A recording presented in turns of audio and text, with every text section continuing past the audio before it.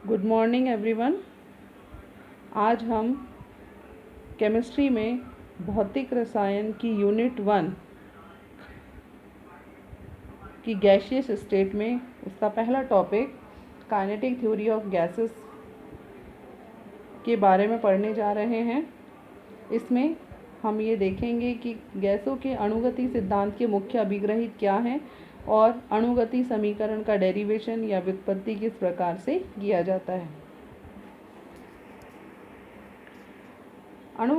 गैसों का अणुगति सिद्धांत विभिन्न गैसीय नियम जैसे कि बॉयल के नियम, चार्ल्स के नियम और ग्राम के विसरण नियम को सैद्धांतिक आधार प्रदान करता है। इस सिद्धांत को बर्नौली ने सन 1738 में प्रस्तावित किया था। इसे विकसित करने का श्रेय Clausius, van der Waals, Boltzmann और मैक्सवेल को जाता है। गैसों का अणुगति सिद्धांत गैसों के गुणों को स्पष्ट करने में बहुत सफल रहा है। गैसों के अणुगति सिद्धांत के मुख्य अभिग्रहित या पोस्टुलेट्स निम्न प्रकार हैं। पहला, प्रत्येक गैस बहुत ही सूक्ष्म कणों से मिलकर बनी है और इन कणों को हम अणु कहते हैं। एक गैस के अणु एक समान होते हैं परंतु अन्य गैस के अणुओं से भिन्न होते हैं। फॉर एग्जाम्पल, हम किसी भी एक प्रकार की गैस को ले लें, oxygen gas, nitrogen gas, hydrogen gas. इन सभी गैसों में इनके जो अणु हैं वो सभी अणु एक समान होते हैं। गैस के अणुओं का वास्तविक आयतन गैस के संपूर्ण आयतन की तुलना में नगण्य होता है। गैस का संपूर्ण आयतन उस आयतन को कहा जाता है जिसमें कि गैस के अणु स्वतंत्रता पूर्वक घूम सकते हैं, क्योंकि हम जानते हैं कि गैस को जितना भी जगह, जितना स्पेस उसको मिलता है वो उस पूरे स्पेस को ऑक्यूपाई कर लेती है, उसको घेर लेती है और उसकी तुलना में गैस के अणु का जो आकार है वो बहुत ही छोटा होता है। तीसरा, गैस के अणुओं को ठोस, गोलाकार और पूरी तरह से इलास्टिक कण माना गया है, जिसमें न तो कोई आकर्षण होता है और न ही कोई प्रतिकर्षण होता है। कणों की पारस्परिक टक्कर में गतिज ऊर्जा की भी क्षति नहीं होती है। There is no loss in kinetic energy. और हम ये कह सकते हैं कि जो कोलिजन्स हैं या टक्कर हैं वो पूरी तरह से इलास्टिक होते हैं। गैसों के अणु निरंतर सीधी रेखा में विचरण करते हैं। वो आपस में टकराते हैं, पात्र की दीवारों से टकराते हैं और पात्र की दीवारों से अपनी दिशा बदल लेते हैं। गैस का दाब उसके अणुओं का पात्र की दीवारों पर किए गए टक्करों का ही परिणाम होता है कि जब गैस के अणु विचरण करते हैं तो उस पात्र की दीवारों से टकराते हैं और गैस का दाब उत्पन्न होता है। अणुओं की गति पर गुरुत्वाकर्षण का प्रभाव नगण्य होता है। गैस के अणुओं की औसत गतिज ऊर्जा गैस के परम ताप एब्सोल्यूट टेम्परेचर के समानुपाती होती है। अणुओं की औसत ऊर्जा गैस की प्रकृति पर निर्भर नहीं करती है। अब हम देखेंगे कि काइनेटिक गैस इक्वेशन का डेरिवेशन किस प्रकार से किया जाता है।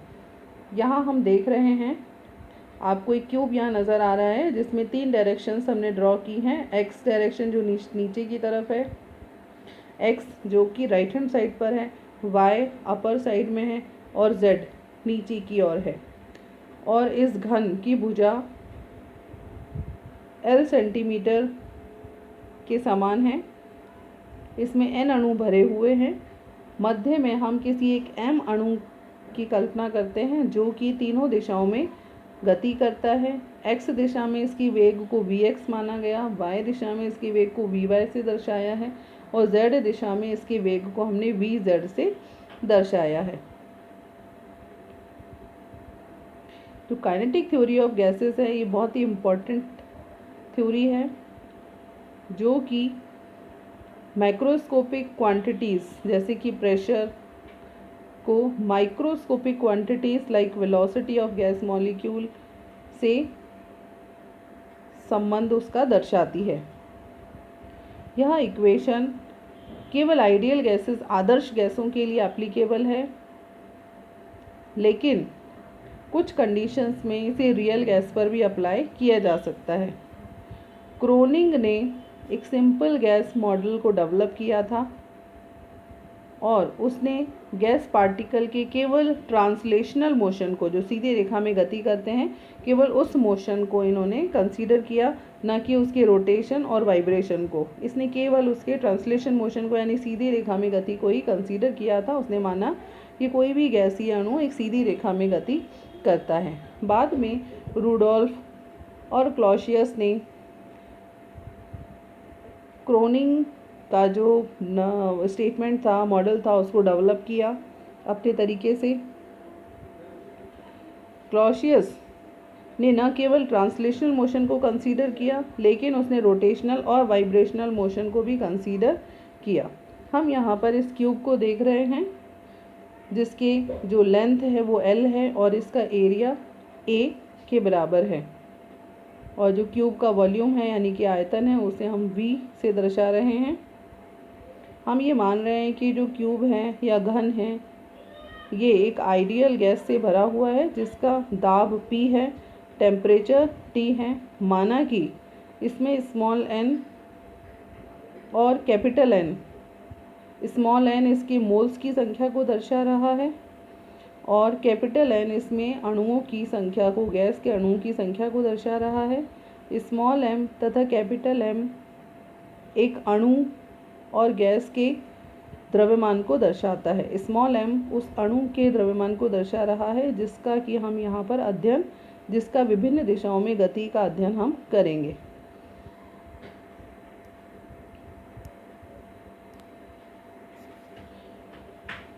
मान लेते हैं कि एक सिंगल मॉलिक्यूल v वेग से vx, vy और vz दिशा में गति कर रहा है। जब वो गति करता है तो वो पात्र की दीवारों से भी टकराता है, और जब वो पात्र की दीवारों से टकराता है तो उसके संवेग में परिवर्तन होता है। जब वो दीवार की टकराने से अणु टकराता है तो उसका संवेग होगा, दीवार पर टकराने पर उसका संवेग होगा mv(x) और टकराने के बाद उसका संवेग होगा -mvx, और इसका मान उसके बिल्कुल विपरीत होगा, क्योंकि हम ये मान रहे हैं कि टक्कर पूरी तरह से प्रत्यास्थ है, उसमें किसी तरह की कोई क्षति नहीं होगी।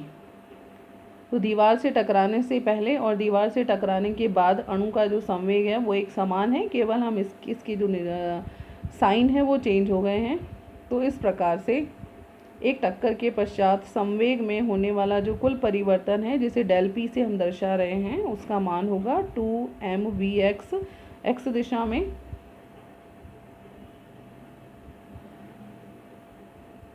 टक्कर के पश्चात जो अणु है वो 2L दूरी तय करता है और फिर से वो दीवार से टकराता है। इस प्रकार से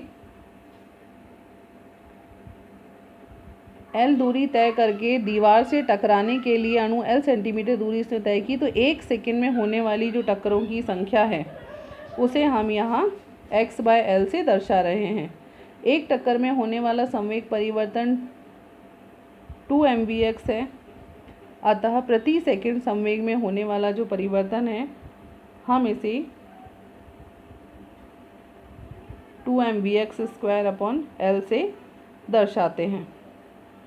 यहाँ पर आप ये जानते हैं कि वेग बराबर होता है दूरी बटा समय, तो इसलिए समय किसके बराबर होगा, दूरी बटा चाल के, या दूरी बटा distance travelled divided by velocity. तो यहाँ पर हम लिखेंगे इक्वेशन नंबर 2 में, यहाँ एक साइन मिस हो गया है, इट इज़ 2L/vx।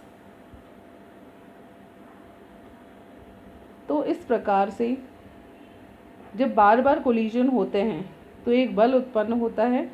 बल का जो मान है वो बराबर होता है चेंज इन मोमेंटम, संवेग में परिवर्तन अपॉन समय में परिवर्तन, फोर्स बराबर डेल P/डेल T। It is equation number 3। हम इक्वेशन 1 से इक्वेशन 2 में मान रखते हैं।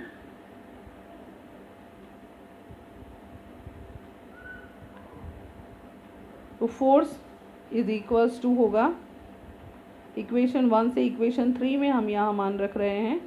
तो हम ये जान, इक्वेशन 1 और 2 से इक्वेशन 3 में हमने मान रखा तो फोर्स बराबर होगा 2mvx upon 2l upon vx। यहाँ में से 2 से 2 कैंसिल हो जाएगा, vx ऊपर गया तो vx स्क्वायर हुआ, तो mvx स्क्वायर अपॉन l। जब बराबर कोलिजन होते हैं, लगातार कोलिजन होते हैं, तो दीवार पर एक दाब उत्पन्न हो जाता है। और अब हम इस दाब की कैलकुलेशन करेंगे। हम ये जानते हैं कि दाब बराबर होता है बल बटा क्षेत्रफल F अपॉन A।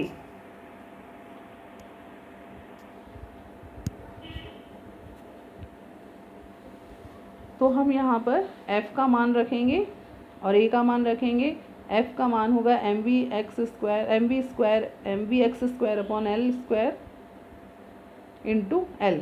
तो इसको हमने l क्यूब लिखा, l क्यूब की जगह हम v भी लिख सकते हैं क्योंकि ये आयतन को दर्शा रहा है। और हम यह जानते हैं कि जो गैस है वो n नंबर ऑफ मॉलिक्यूल से मिलकर बनी है, जो कि सभी पॉसिबल डायरेक्शंस में गति करते हैं।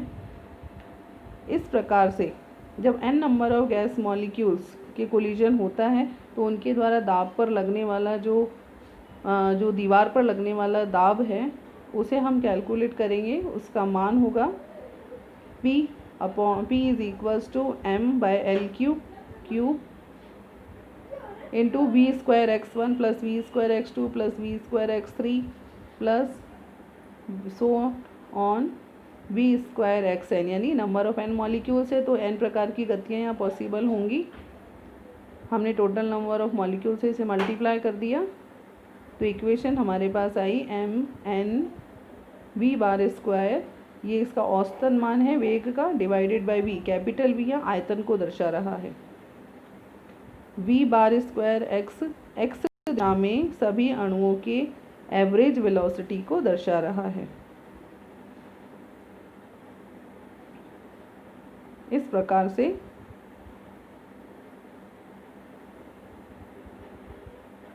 v